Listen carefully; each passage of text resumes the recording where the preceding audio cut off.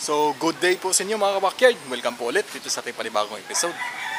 So, ngayon po mga kabakyard ay i-check po natin yung mga cuttings natin, yung mga naikalyos natin na cuttings. Kung naaalala niyo po ay nag-proning po tayo nung mga nakaraang linggo. So, naikalyos ko po yun kasi hindi ko po naitanim kaagad sa mga seedling bags. So, ang ginawa ko, nagkalyos ako gamit ko yung mga sawdust. So check po natin kung ano na po yung kalagayan nila. Siguro naman sa mga araw na to ay meron na po yung mga ugat. So kung ganon ay pag may mga ugat na yung mga cuttings natin ng ubas ay pwede na po natin yung itanim sa mga seedling banks. So sa mga gusto po magtanim ng ubas sa ngayon ay ipamimigay ko po yung mga katawba cuttings, yung may mga ugat. So sa mga gusto pong makapag-avail ng mga cuttings na may mga ugat na ay message nyo lang po ako kasi pamimigay ko lang po. Ayun lang pong dito lang po sa malapit sa area ko, dito po ako sa Negros. So yung mga wakay, pagpakita ko po sa inyo kung ano na po yung update sa ating mga nakalyos na cuttings. So let's go. So mga wakay, check muna natin yung mga ubas natin, yung mga pananim natin na ubas na na-pruning natin yung mga nakaraang linggo. So check na natin yung kalagayan nila. Ito po. So ito na po yung mga ubas natin na na-pruning natin ng mga nakaraang linggo.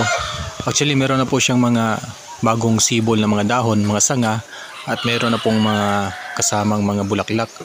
Ang mga bulaklak na to ay ito na po yung magiging bunga ng mga grapes natin na pananim. Yung mga cuttings po ng ubas mula po sa pagtanim ay after 8 months to 1 year ay pwede na po yung pabungahin natin. Mas madali po talaga at mas mabilis pabungahin kapag cuttings po ang itinanim natin ng mga ubas kaysa sa mga buto-buto o yung mga seeds ng ubas. Kung yun mismo ang itanim nyo ay tatagal po yun bago yun bumunga. Siguro mga 3 years pa yun bago bumunga. Pero kapag cuttings ay 8 to 1 year ay pwede na po tayong mapabunga. Bali ito pong mga alaga kong ubas ay bali isang taon mahigit na po ang mga edad nila. At bali pangalawang beses na po itong bunga nila kung sakasakaling matuloy po ito. Pero napansin ko po sa mga ubas na to ay kukunti lang po yung bunga itong mga bulaklak na pinakita nila ngayon. Siguro ay dahil sa naging busy tayo sa mga nakaraang mga araw, kaya hindi tayo nakapag-apply ng mga abono, yung mga fertilizer. Mga backyard ay pupuntahan na po natin yung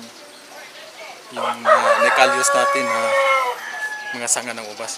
Dito ko po tinago sila mga backyard. Talagang itinago ko sila para hindi po sila talaga magalaw ng mga manok. Ito po, buksan po natin. Yan yan.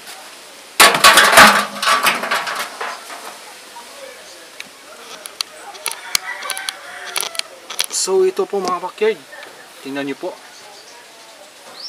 May mga bagong sibol na po ng mga bagong mga dahon, mga sanga. So buhay na po ito mga backyard. So ilabas po natin, sa labas po natin ito at i-check.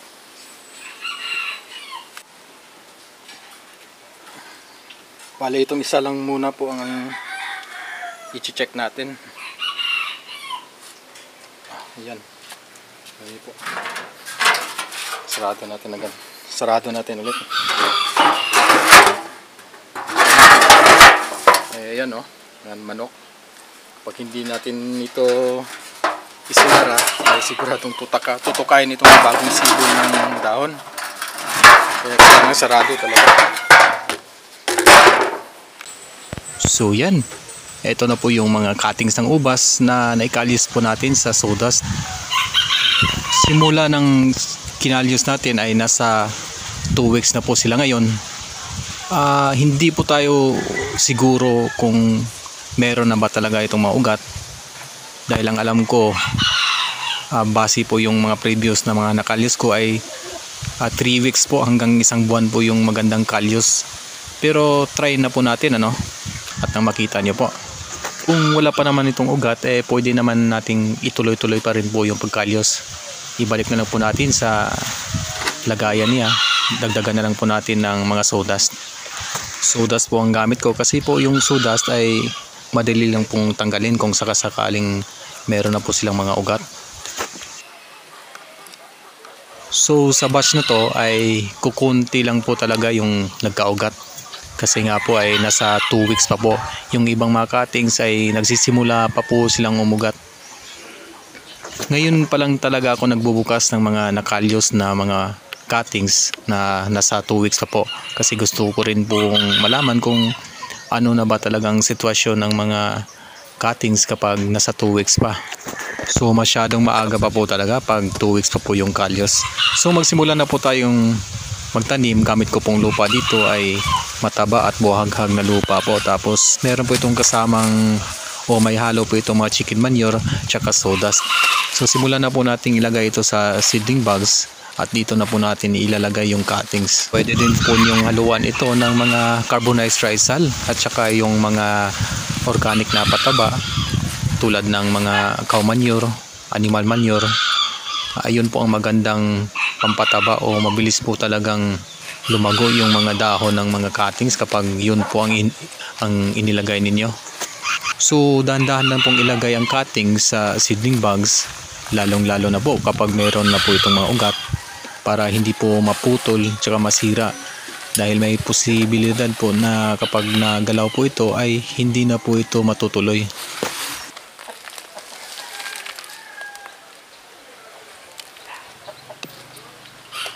So pagkatapos may lagay sa seedling bags ay syempre ay diligan na po natin ng tubig.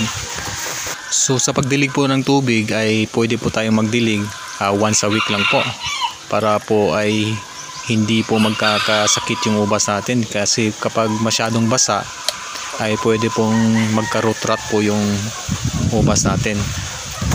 So ilagay po natin siya sa malilim na lugar, yung hindi po masisikatan ng araw. Kasi madali po siyang matuyo kapag masyado pong mainit, lalong-lalo na pag talagang direkta sa sikat ng araw. Tsaka yung lugar ay dapat safe po at hindi po maaabot ng mga alaga nating mga hayop tulad ng manok, dahil talaga pong sisirain nila ito. So maghihintay na lang po tayo na magiging matured po yung mga dahon para po ay pwede na po natin silang ibilad sa araw. So yun, kapag maganda na po yung mga dahon nila, yung medyo matured na po yung dahon, malalaman niyo po yun kasi malaki na, tapos green na yun, tapos may mga tendrils na po yung lalabas, ay pwede na po natin yung